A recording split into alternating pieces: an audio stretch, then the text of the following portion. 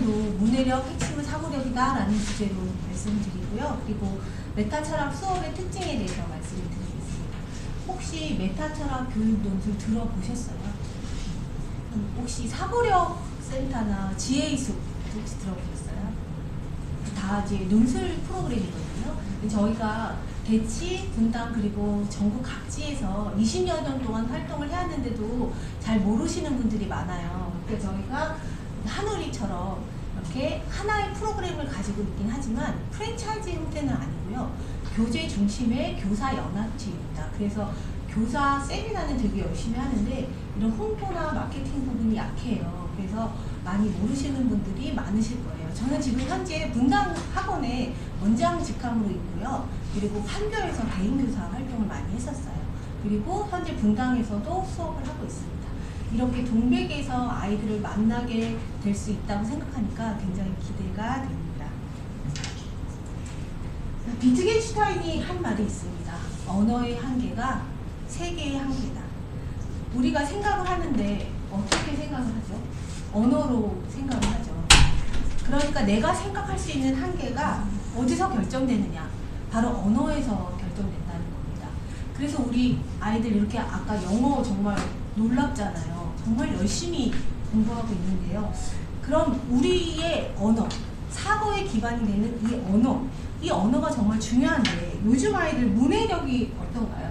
그 사례를 한번 동영상을 통해서 잠깐 만나보시겠습니다. 오늘날 이제 모의고사를 보고 이제 애들이 뛰어온 거예요. 선생님, 문제가 성립이 안 돼요. 기차의 기적 소리, 뭐 요란, 뭐 이런 식으로 흘러가는 시가 있으니까 기적을 모르고 미라클, 이것도 기억난다. 우리가 머리에 약간 서리가 내렸다 그러면 어떤 의미인지 아시죠? 그러니까 머리에 서리가 내렸다 그러면 이제 흰머리 얘기한 거잖아요. 여기 뭐 서리가 내린다. 뭐 한 명 또 문제집에 확 들고 와갖고 왜? 그러니까 선생님 이해가 안 돼요. 왜? 머리에 서리가 내리는데 여름이에요. 2020년에 방영된 EBS 다큐 프로그램입니다. 제목이 교과서를 읽지 못하는 아이들인데요. 자, 선생님 얘기 들어보셨으니까 그럼 아이들 얘기 한번 들어볼까요? 오늘날 이제 학교 다닐 때 제일 답답한 거는 공부를 재밌게 못하는 거예요. 그 책을 읽고 모르는 단어들이 많을 때, 그리고 무슨 뜻인지 이해를 못할 때.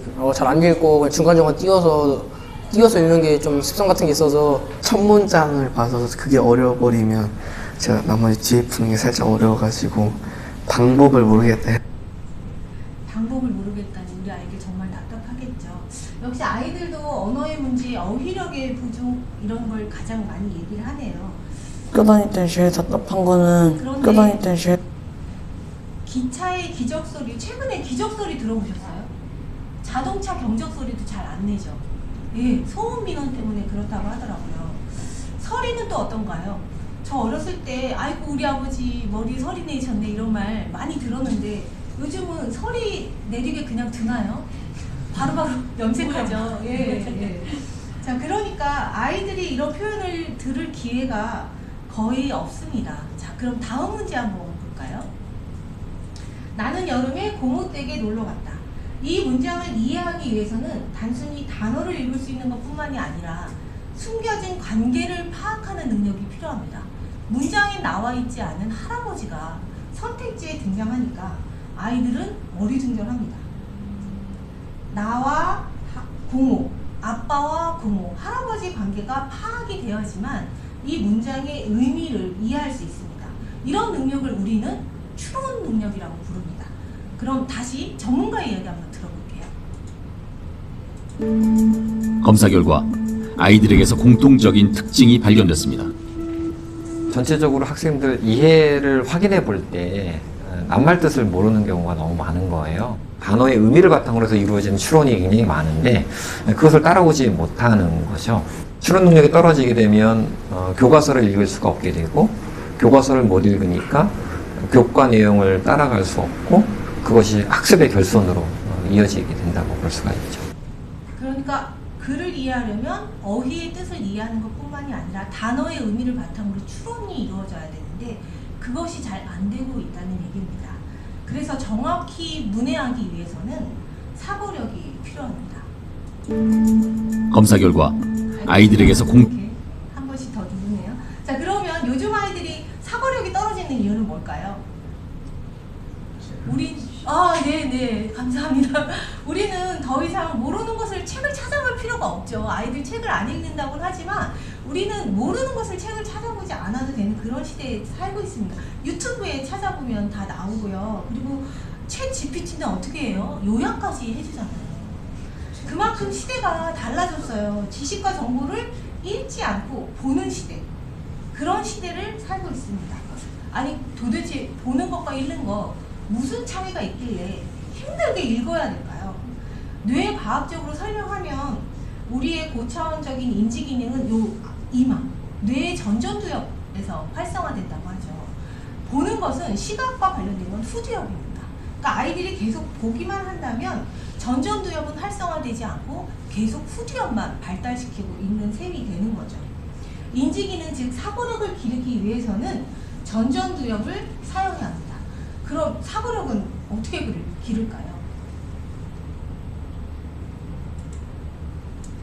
사고력을 기르는 가장 쉽고 효과적인 방법은 대화입니다. 예전에 비해 요즘 아이들 형제 자매 수가 많지 않고 외동인 경우도 많다 보니까 대화에 참여할 기회 자체가 적습니다. 게다가 미디어를 활용하거나 비대면 온라인 수업 같은 걸 하니까 혼자서 뭔가 말하는 경우가 많아요. 그래서 여기 원장님께서도 저한테 한번 이런 프로그램이 있다고 보여주시더라고요. 독서를 온라인으로 하는 프로그램인데 아이가 영어를 하듯이 계속 혼잣말을 계속 하는 거예요. 근데 제가 가만히 그 내용을 들어보니까 계속 같은 말을 반복하고 있어요.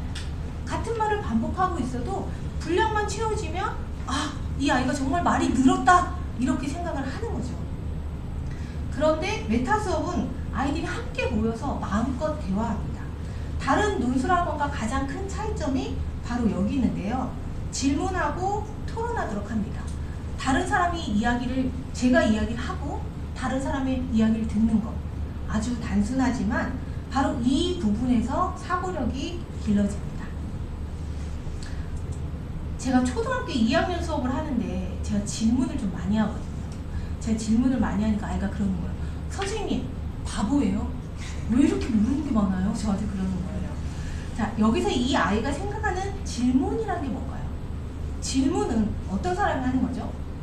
모르는 사람이 하는 거죠. 그리고 질문하는 사람은 어떤 사람이죠? 바보죠. 겨우 9살인 이 아이도 질문과 정답이 세트라고 생각하는 거예요. 그럼 정말 질문과 정답이 세트인가요? 아닙니다. 답이 없는 질문도 있습니다. 새로운 생각은 답이 아닌 질문에서 출발합니다. 이 그림은 렘브란트가 그린 야경이라는 그림입니다. 저희 초등학교 3학년 프로그램 중 명화사고력 프로그램이 있어요. 아이들이 이 그림을 보고 어떤 질문을 썼을까요? 잠깐 바쁘시겠지만 그림 감상 해볼까요?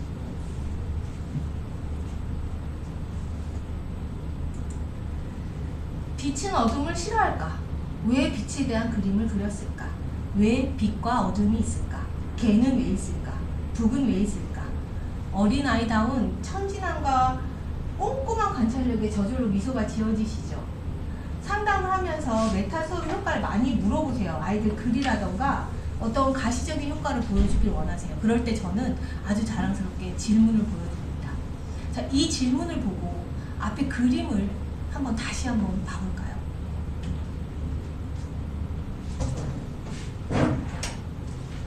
아이들 질문을 듣고 나니까 아까 보이지 않았던 무언가가 조금씩 관찰이 되시나요?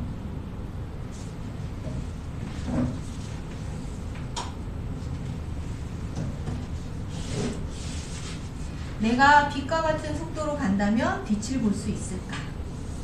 이 질문을 품고 자란 아이는 어떻게 되었을까요? 누구의 질문일까요? 바로 아인슈타인의 질문입니다. 자, 나는 어떤 질문을 품고 사는 사람일까요? 앞으로 아이가 어떤 질문을 하길 바라세요? 질문하는 것이 중요한 이유는 사고의 능동성 때문입니다. 호기심은 알고자 하는 의지이고 질문은 바로 이 의지의 표현이죠.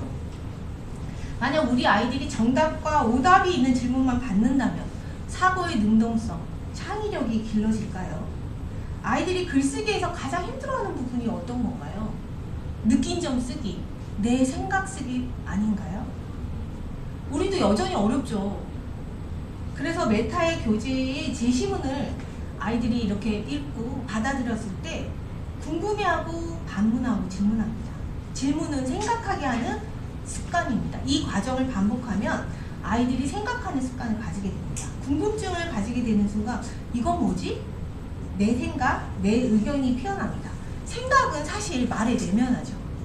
혹시 그런 경험 있으세요? 책을 좀 읽고 났더니 혼잣말이나 내면의 독백이 많아졌던 그런 경험이요. 메타처럼 교육의 목표는 스스로 생각하는 힘을 키우는 거예요. 질문하고 또 반문하고 당연하게 생각했던 사실을 탐구하는 겁니다. 아이들 질문 한 번 더 보실까요? 제가 수업하고 있는 지금 6학년 친구들이 로빈슨 크루소를 읽고 한 질문입니다. 인간은 왜 신의 존재를 만들려고 했을까? 크로스가 생각하는 운명의 기준은 뭘까? 우리 사회에도 야만인이 있을까? 사람 고기를 먹는 것은 도덕 기준에 위배되는 것인데 대체 그 도덕 기준이란 뭘까? 아이들이 질문인데도 굉장히 수준이 있고 철학적이죠. 질문하는 독서 어떻게 다른지 차이점 느끼셨나요? 책을 읽고 보통 줄거리 찾기나 중심인물 성격, 내용 파악하는 거에 머무르는 독해를 우리는 1차 독해라고 부르죠. 책의 내용에서 초점을 잡고 그 의미를 확장시켜 나가는 걸 2차 독해라고 합니다. 메타는 바로 책 내용을 넘어서서 그 의미를 확장시켜가는 2차 독해를 하고 있어요. 그러면 왜 철학 교육일까요? 다르게 질문해 볼게요. 왜 아이들이 철학을 해야 할까요? 마르쿠스 아우렐리우스라는 명상록으로 유명한 철학자가 있어요. 그분은 이렇게 얘기했습니다. 우주는 변화이고 삶은 의견이다.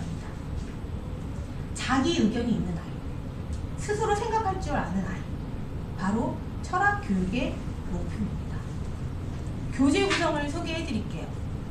저희는 초등학교 7세부터 중3 프로그램까지 꽉 짜여져 있고요. 사고 수업 12차시, 고전 수업 12차시, 그래서 한 학기 24차시로 구성되어 있어요. 그래서 학교처럼 약간 교재가 이렇게 지나가요. 그래서 4월에 시작하면 4월부터 하는 교재를 만날 수가 있는 거예요. 초등학교 1학년을 보면요. 사고 기술 훈련을 할 수 있는 그런 부분들이 가득 차 있거든요. 그래서 생각놀이를 한다거나 문제 해결 향상을 위한 탐구 활동을 한다거나 또 초등학교 3학년 같은 경우에는 시험과 관찰, 가설 추리 탐구를 하죠. 초등학교 4학년은 생각 탐정이라고 해서 직접 마치 탐정이 되어서 가설 추리를 통해서 문제를 해결해 보는 거예요. 아이들이 이 프로그램을 접하면 자볼드에서 탐정 역할을 했던 거, 직업을 탐정으로 했던 거, 그런 거 생각난다고 그렇게 얘기하더라고요. 초등학교 6학년은 윤리적 판단의 기준을 탐구하는 형식으로 사고 수업이 구성되어 있습니다. 중학생은 조금 더 고차원적인 주제를 다루고요. 자, 너무 막연하실 것 같아서 제가 교재를 좀 준비했거든요. 지금 어머님들께 나눠드린, 어머니 아버님께 나눠드린 이 유인물에도 뒤에 보면 이렇게 뒤에를 넘겨보시면 교재가 아마 있을 거예요. 제시문이 있는데요. 저희는 수업할 때 제시문을 꼭 낭독을 합니다. 혹시 오늘 낭독을 이렇게 잠깐 해주실 어머님, 아버님 계실까요? 메타가 발을 동동 대고 이 부분 잠깐 혹시 아무도 없으세요? 네, 그러면 제가 그냥 읽어하겠습니다. 잠깐 조금만 읽어볼게요. 어떤 식으로 구성되어 있는지 한번 보시라고 제가 읽어드리겠습니다. 메타가 발을 동동 대고 몸을 이리저리 마구 비비 꼬면서 초조하게 엘리베이터 앞에 서 있었다. 소변이 급했기 때문이다. 에이, 자꾸 이럴 때만 엘리베이터가 꼭대기 층까지 올라가더라. 제발 중간에 서지 마라. 곧장 내려와라. 곧장 제발. 마침내 꼭대기에서 출발한 엘리베이터가 도착했어요. 메타는 문이 열리기가 무섭게 안으로 들어가서 버튼을 눌렀어요. 그런데 발밑에서 뭔가 미끄덩한 밟히는 느낌이 들었습니다. 불길한 기분을 느끼며 메타는 얼른 발밑을 내려봤어. 와, 이게 뭐야! 메타는 화가 머리끝까지 치솟았어. 어느 집 놈인지 잡히기만 해봐라. 절대 가만 안 둔다. 무슨 일이에요? 엘리베이터 안에 급하게 들어갔는데 배설물이 있었던 거죠. 메타는 이 배설물을 누가 쌌는지 그 범인을 추적합니다. 자, 뒷페이지 한번 보실까요? 메타는 여러분 같으면 이 범인을 찾기 위해서 제일 먼저 뭘 알아보시겠어요? 메타는 경비실에 전화합니다. 125 라인에 개를 키우고 있는 집 다 알려주세요. 이렇게 되는 거예요. 그래서 조사가 됐죠. 301호, 702호, 901호, 1202호, 1401호가 바로 용의자입니다. 이 용의자 중에 범인이 과연 있을지 메타가 추적해 들어가는 거죠.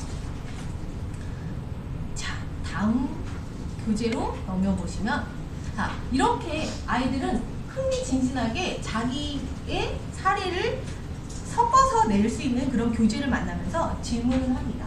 그리고 그 다음에서는 토론하고 탐구 활동을 하는데요. 여기서는 이제 아이들과 함께 사고 기술을 배워요. 뭘 배우냐? 바로 승은 가정이라는 사고 기술을 배웁니다. 자, 승은 가정이라는 건 뭐냐면요. 말하고 있는 사람이 당연히 어떤 참을 전제로 하고 있는 말이 있어요. 자, 1번 한번 같이 보실게요. 이 말하는 사람의 숨은 전제는 무엇인지 한번 생각을 같이 해주세요. 내 금고 안에 다이아몬드가 있다는 것을 아는 사람은 우리 가족을 빼면 딱 2명이야. 둘 중에 과연 누가 다이아몬드를 훔쳤을까? 다이아몬드를 훔친 범인이 있는데 이 범인은 우리 가족 빼고 딱 2명이라는 거예요. 그러면 이 속에 숨어져 있는 가정은 뭔가요? 네! 감사합니다. 가족은 훔치지 않았다라는 숨은 전제를 가지고 있는 거죠. 그런데 불사 가족일 수도 있죠. 모르는 겁니다. 자, 이렇게 아이들과 함께 이런 사고 기술을 찾아보고요. 그리고 우리가 찾았던 그 단서들이 정말 유용한지를 알아봅니다. 자, 이거는 이제 다른 프로그램인데 6학년 프로그램이에요. 6학년 프로그램에서 글을 어떻게 쓰고 마무리하는지 설명드리기 위해서 잠깐 보여드렸습니다. 자, 이렇게 설계도를 쓰고 그다음에 기준이 뭘까라는 자기 생각을 담은 글을 씁니다. 이렇게 글을 쓰고 나면 메타 선생님이 첨삭을 해서 저희가 메타 카페가 있어요. 전국적으로 다 같이 그 카페에다 고쳐 써서 글을 올리거든요. 그래서 그 카페에 글을 올리는 것까지 마무리입니다. 자, 고전 수업은 아까 말씀드렸죠. 초점 수업을 한다고요. 혹시 여러분 딥스라는 책 알고 계세요? 과학자인 아버지와 의사인 엄마 사이에서 전혀 이해받지 못하는 아이의 아픔을 그린 작품인데요. 이 놀이치료의 거의 고전이에요. 그래서 이 아이가 놀이치료를 받는 내용이에요. 그래서 딥스의 속마음을 함께 짐작해 보는 거예요. 공감 능력도 사고력이라는 거 여러분 알고 계시죠? 다른 사람 입장에 설 수 있는 사고력이 되지 않으면 다른 사람을 공감할 수가 없습니다. 역지사지도 사고력이 기반이 되는 거죠. 그리고 공포심이라는 개념을 함께 탐구합니다. 자, 제가 열심히 설명을 드렸는데 다시 정리 한번 해드릴게요. 저희 프로그램은 이제 한 달에 4번 진행해요. 그런데 한 번은 사고 수업하고 한 번은 독서 수업하고 한 번은 사고 수업하고 한 번은 독서 수업하고 이렇게 격주로 진행되거든요. 그래서 책 읽기를 조금 부담스러워하는 아이도 부담 없이 수업에 올 수 있습니다. 그리고 사고 수업에서는 어떤 것을 다루냐? 언어, 수학, 과학. 아까 4학년 프로그램은 약간 과학에 가깝죠. 저희 이 교재를 쓰신 분이 과학 철학을 전공하셨어요. 그래서 이 교재 안 전반에 로봇 이야기와 과학 이야기가 굉장히 많고요. 진화론에 대한 이야기들도 많이 있습니다. 그리고 아까 3학년 프로그램 보셨던 것처럼 예술도 접근하고 있습니다. 또 인신론과 윤리학 등 철학에서 제기되는 문제도 빠짐없이 다루고 있고요. 사고력 말씀드렸죠. 공통점과 차이점 찾고 가설 세우고 추리하고 그리고 비교하고 분석하고 분류하고 특징 찾고 이런 사고 기술 훈련을 계속 반복해서 신화하면서 아이들이 자전거 타듯이 몸에 익히는 겁니다. 사고의 폼을 갖춘다고 하죠. 바이올린을 잘 가르치는 교사는 뭐부터 가르쳐요? 소리부터 가르치나요? 번째 때 어떻게 합니까? 정말 잘 치려면 정말 폼이 좋아야죠. 그것과 마찬가지로 사고력도 정신 동작도 폼이 필요합니다. 그 폼을 익히는 훈련이 바로 사고 수업입니다. 자, 메타 철학 논술 수업의 특징 말씀드렸어요.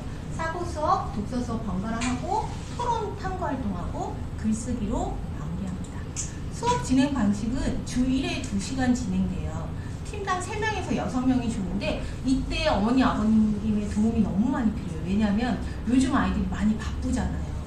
그래서 이렇게 시간을 맞춰주기가 되게 어렵고 시간이 맞으면 좀 함께 할 수 있는 친구들 찾아봐 주시면 팀이 이렇게 출발하는데 도움이 많이 됩니다. 그래서 조금 메타 수업이 교육열이 높은 지역에서 훨씬 더 활성화되는 경향이 있어요.